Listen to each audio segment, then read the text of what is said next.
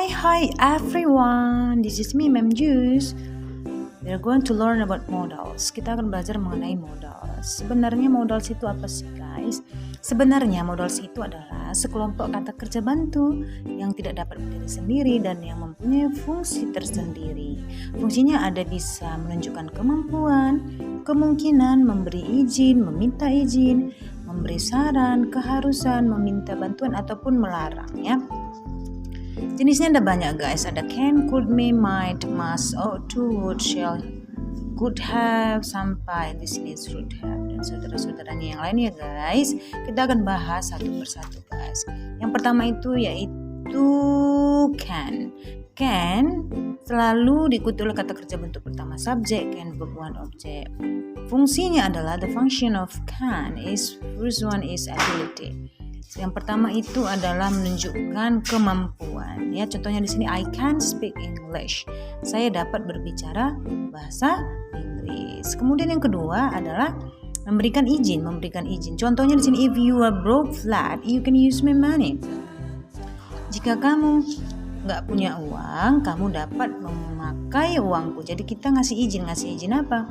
Memakai uangku gitu ya. Yang ketiga yaitu asking permission ya, meminta izin. Can I use your phone? Jadi jika kamu ingin meminta izin, you can use can ya. Can I use your phone? Bolehkah saya memakai teleponmu?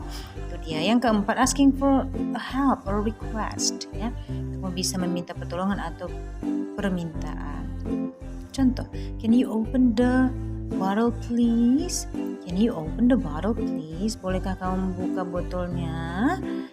Yang kelima yaitu possibility and certainty ya, possibility and certainty itu kalimat negatif ya. It can be very hot in the winter here. It can be very hot in the winter here. Possibility maksudnya itu kemungkinan ya. Jadi kalau kita terjemahkan ini kemungkinan cuacanya sangat panas di musim panas di sini gitu ya. Jadi ada beberapa fungsi dari can. Dan kita kembali ke yang lain yaitu could ya. Could itu artinya dapat, tapi ada bedanya dengan can ya. Ada sedikit perbedaannya. Could itu selalu diikuti juga dengan verb one. Subjek could verb one object. Apa fungsinya? Yang pertama itu past ability. Kalau can itu kan present ability, tapi kalau could itu past ability. Apa kemampuanmu di masa lampau? Kau pakailah could. Contoh, last year I could run faster. Tahun lalu saya dapat berlari lebih cepat. Berarti tahun sekarang nggak boleh, gitu dia maksudnya. Yang kedua yaitu past permission ya. Past permission artinya minta izin di masa lampau. Last night I could go to cinema. Jadi kemarin malam saya dapat pergi ke bioskop. Kapan biasanya? Ya kemarin malam, sudah berlalu. Yang ketiga yaitu polite permission ya, minta izin dengan sopan. Jadi kalau kamu mau lebih sopan, pakailah could. Ini biasanya kita pakai jika lawan bicara kita posisinya di atas kita, bisa orang tua, bisa pemimpin, bisa guru kita, atau orang yang lebih tua daripada kita. So the example is could I go to cinema please? Could I go to cinema please? Gitu deh, bolehkah aku pergi ke bioskop? Kemudian polite request, meminta sesuatu dengan sopan ya. Minta sesuatu dengan sopan. Could you bring my bag? Jadi supaya lebih sopan, pakailah could untuk meminta sesuatu ya. Could you bring my bag? Bolehkah kamu membawa tasku? Itu dia. Yang berikutnya itu polite over ya, menawarkan dengan lebih sopan. Andy could use my jacket. Andi dapat memakai jaketku. Jadi kamu memberikan tawaran dengan lebih sopan dengan memakai kata could. Jadi bedakan sama could itu biasanya lebih sopan ya, tujuannya itu lebih sopan. Kita gunakan untuk orang lebih tua daripada kita atau posisinya lebih atas dari kita. Yang keenam yaitu polite suggestion, saran yang lebih sopan ya. Kalau kita memberi saran dan kita ingin lebih sopan, pakailah could we have dinner together? Contohnya seperti itu. Bolehkah kita makan malam bersama? Nah itu dia. Yang ketujuh possibility, kemungkinan ya. She could be so angry now. Jadi kalau mau mengungkapkan kemungkinan kita bisa pakai can, bisa pakai could ya. She could be so angry now. Jadi walaupun situ could dan kata keterangan waktunya now, bukan berarti could itu pastnya, enggak ya. Di sini maksudnya kemungkinannya. Jadi could itu bisa, kemungkinan di masa sekarang juga bisa. Begitulah modals ya. Kadang keterangan waktu itu tidak berpengaruh, kadang sangat berpengaruh ya. Jadi hafalkan saja fungsinya supaya kamu tidak bingung. Yang ketiga yaitu may. May ini artinya mungkin. Mungkin ini yang may yang artinya mungkin banyak juga fungsinya. Ada bisa sebagai possibility, present permission, polite suggestion, and prohibition ya. Oke, apa sih maksudnya possibility? Possibility maksudnya kemungkinan. I may send the mail today. Saya mungkin mengirim surat hari ini. Bisa juga present permission, minta izin di masa sekarang ya. Contohnya, may I go to cinema? Jadi kalau kamu mau minta izin bukan hanya can, bukan hanya could, may juga boleh ya. Ingat aja setelah may itu verb one ya. May itu selalu pakai kata kerja bentuk pertama. Bisa juga polite suggestion ya. Memberi saran dengan sopan. May we go now? Bolehkah kita pergi sekarang? Jadi kalau kita mau lebih sopan, kita pakailah may untuk memberikan saran. Kemudian prohibition. Prohibition itu maksudnya larangan ya. You may not borrow my car. Kamu tidak boleh ya meminjam mobilku. You may not borrow my car. Tapi tambahkanlah kata not untuk melarang gitu. Ya. Yang keempat must itu artinya harus ya, force or necessity. Necessity itu kebutuhan. Contoh, I must bring my bag now. Saya harus membawa tasku sekarang. Maksudnya di sini harus ini berarti ada maknanya memaksa ya. Contoh, you must be tired. Ada juga untuk possibility. Possibility kemungkinan ya.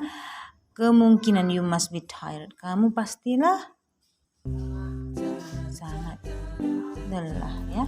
Itu dia. Kemudian advice, memberi saran, bisa juga kita pakai must. Contoh, you must study harder. Kamu harus belajar lebih keras lagi. Melarang juga bisa pakai must ya, tapi tambahkan nanti notnya. You must not use my car. Kamu tidak boleh memakai mobilku. Kemudian certainty kepastian ya. Kalau ada sesuatu yang pasti kita juga bisa pakai must. Contohnya gimana? He must be sad. He failed his test. Dia pasti sedih. Dia gagal dalam ujian. Nah, yang kelima itu should ya. Yang kelima itu should. Should itu memberikan saran dan obligation ya. Obligation itu keharusan juga ya. Kalau kamu mau memberikan saran ataupun obligation, you can use should. For example, you should drive carefully in bad weather. Ya, you should drive carefully in bad weather. You should drive carefully in bad weather. Berarti kamu sebaiknya berkendara dengan hati-hati di cuaca yang buruk. Kemudian obligation ya. Obligation perintah. You should switch off the light when you leave the room. You should switch off the light when you leave the room. Kamu sebaiknya atau kamu seharusnya mematikan lampu ketika kamu meninggalkan ruangan. Obligation itu bisa juga perintah ya. Kemudian yang berikutnya will ya, will akan ya. Will ini banyak fungsinya, bisa kita gunakan banyak tujuan. Yang pertama itu request or order ya. Request berarti permintaan ataupun order ya. Perintah juga bisa. Will you please shut the door? Bolehkah kamu menutup pintunya? Itulah dia contohnya.